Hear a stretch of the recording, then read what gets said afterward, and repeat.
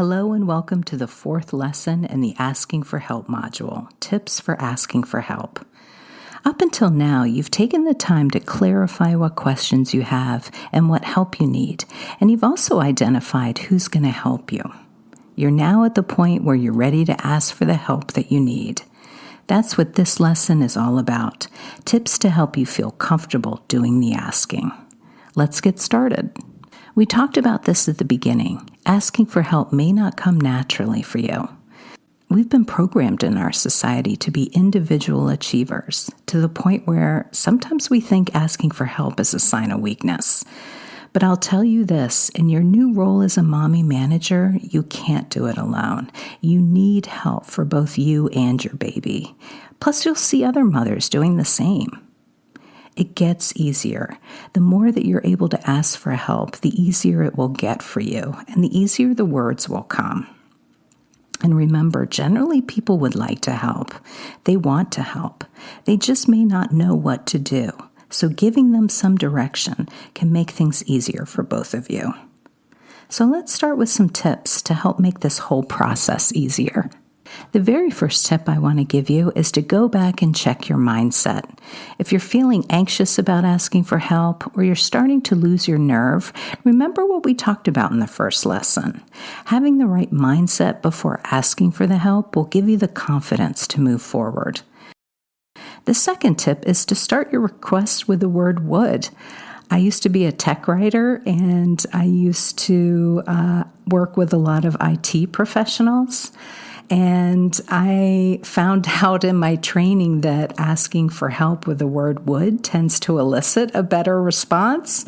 And I find that that's the case. Starting your request with the word would softens it. It doesn't feel like a demand or an order. You're asking the person for permission to help. Framing your question this way makes it easier for you to ask, but also easier for the person you're asking to say yes. The third tip is to ask early in anticipation of your need. Leaving it to the last minute puts both of you in an uncomfortable position. You may be feeling overwhelmed and anxious and may not be in the right frame of mind to ask for help, and it might not be good timing for the person you're asking. If you leave enough time before the request, that gives both you and your helper time to plan accordingly. I also want you to share that it's okay to be vulnerable. It's okay to tell the person that it's not easy for you to ask for help. This might even convey to your helper that the request is sincere and important to you. You can say things like, I can't believe I'm asking this, or this is weird asking for help, or gosh, I really rely on your advice, don't I? Or you were so helpful with my last question. Would you be willing to answer another one for me? The next tip is to be clear on what you're asking for. For example, rather than saying you need help around the house, be clear on what it is you would like help with. Is it cleaning the bathroom, unloading the dishwasher, cleaning up after dinner, and what for a lot of my clients, especially new moms, talk about, doing laundry. The clearer you are about what you're requesting, the easier it is for the person to follow through. As a final tip, I'd suggest creating some sort of system to help you share what you need help with. Create some sort of centralized location where you identify what help you need. Maybe you have a list on your refrigerator, outline what you need help with, and again, try to be specific. All right? Or you have an online program that helps keep you organized. That's something I've always meant to do, but never done. I really like the note on the refrigerator method.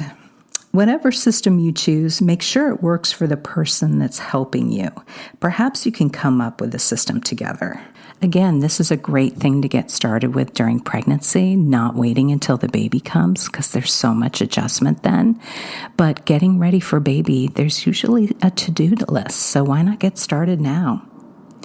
So those are some tips that I recommend that you practice when you're asking for help. The way you position your request, as well as the system you have in place to identify what you need, they can go a long way in helping you be successful in getting the help that you need. I've created a one-page tip sheet that you can print off and have handy so you can refer to it when you need it. Good luck, have fun, and see you on the next one.